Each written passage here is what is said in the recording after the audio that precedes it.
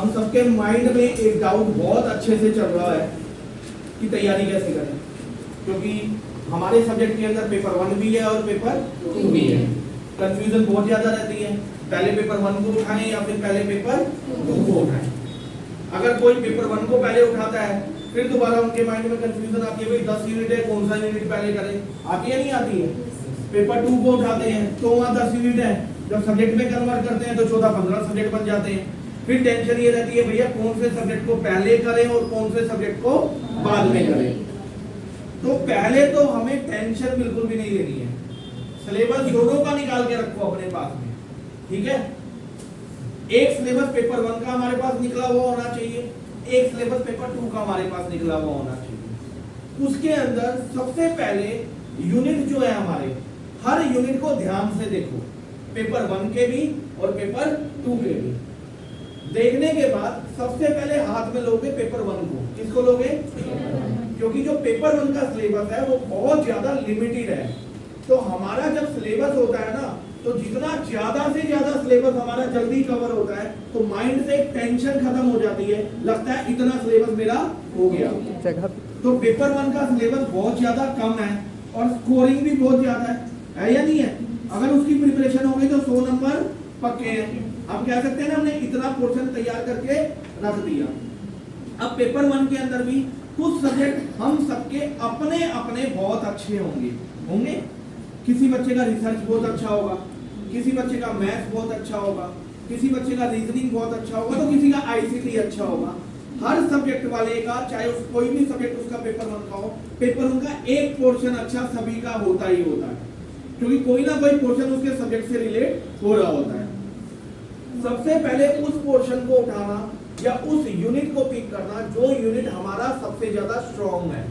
Strong किस sense में है? जो हमें पता है अगर हम पढ़ेंगे तो सबसे ज्यादा हमें अच्छा भी लगेगा, समझ में भी आएगा, दिमाग में भी बैठेगा हमारे जो है। उससे बेनिफिट क्या मिलेगा कि वो हमारा कम टाइम में होगा और हमारे कॉन्फिडेंट लेवल को वो ज्यादा बिल्डअप करेगा। तो सबसे पहले वो यूनिट उठाना है जो यूनिट हमें लगता है हमारा स्ट्रॉन्ग हो सकता है और हमें उसे पढ़ने में इंटरेस्ट भी है हमारा। एक एक करके वैसे यूनिट हमें उठाते चले जाना है। जब आप एक यूनिट पढ़ रहे हो, बच्चों की आदत क्या होती है, एक यूनिट उठाया, दिल नहीं लगा, थोड़ी देर के लिए दूसरा यूनिट उठा लिया, दिल नहीं लगा, थोड़ी देर बाद तीसरा यूनिट को उठा लिया। यही करते हैं ना हम लोग जो है रियलिटी के अंदर जो है। ऐसा नहीं करना। देखो सबकी सोच अलग है, तुम्हें सब यही बोलेंगे एक समझ नहीं आ रहा चल दूसरा उठा ले, दूसरा समझ नहीं आ रहा तीसरा उठा ले। बट मैं जो बताऊंगा थोड़ा डिफरेंट होगा। पहले जिस यूनिट को पिक किया है पहले हमें उसे पूरा कंप्लीट करना है और अच्छे से कंप्लीट करके उसको साइड पे रख देना है। सपोज करो आपने कोई यूनिट उठाया, सबसे पहले एग्जांपल में रिसर्च ही ले लेता हूं। तुम सबको रिसर्च बहुत अच्छा लग रहा है और तुमने सबसे पहला यूनिट कौन सा उठा लिया? रिसर्च उठा लिया। अब रिसर्च में अगर मैं आज की डेट में देखूं तो 12 क्वेश्चन तो हर हालत में पेपर में आ ही रहे हैं, ठीक है।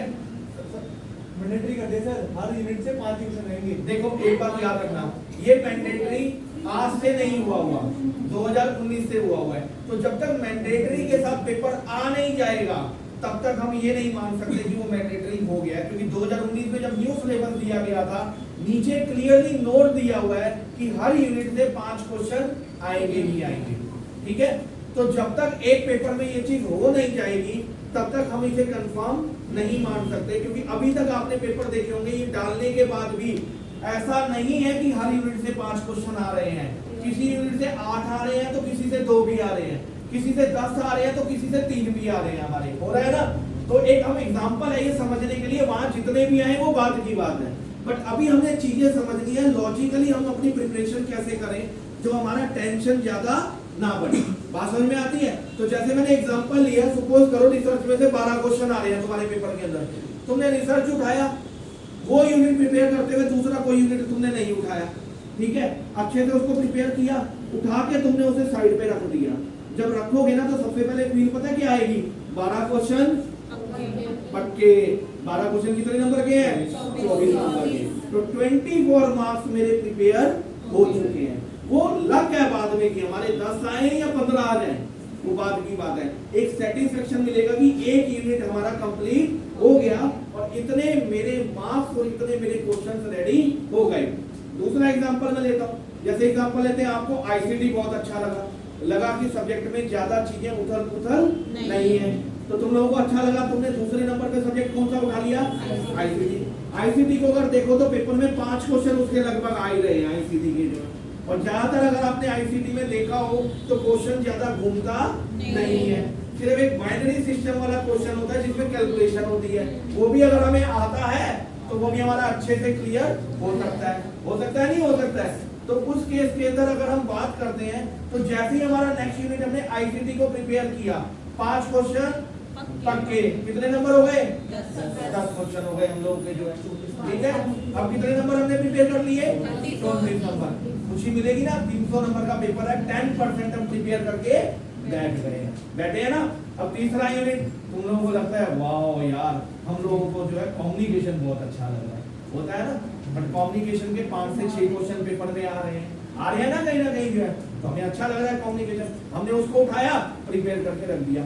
ऐसे चलते चलते एक एक यूनिट उठाते जाओ, जो आपको अच्छे लगते जा रहे हैं उसको प्रिपेयर करते जाओ, और जब आप उसे प्रिपेयर करोगे एक बात याद रखना, सबसे पहले उसकी थ्योरी अच्छे से प्रिपेयर कर, थ्योरी से मतलब क्या, सारे कॉन्सेप्ट अच्छे से प्रिपेयर करना, फिर उसके जो क्वेश्चंस है वो भी अच्छे से प्रिपेयर करने हैं। जो अभी तक लास्ट 10 इयर्स में क्वेश्चंस आए हैं वो हमें करने हैं, बोलते जरूर है 10 ईयर, ठीक है। कोशिश करना 2019 से लेकर 2023 तक का जो पेपर हुआ है वो कोई भी पेपर आप मिस नहीं करोगे, और जब प्रिपरेशन करोगे तो उल्टा चलना, सबसे पहले उस पेपर को करना जो अभी लास्ट आया था, फिर करना उससे पहले वाला, फिर करना उससे पहले वाला, क्योंकि आपने देखा होगा जैसे जैसे पेपर आगे बढ़ता चला जा रहा है, पेपर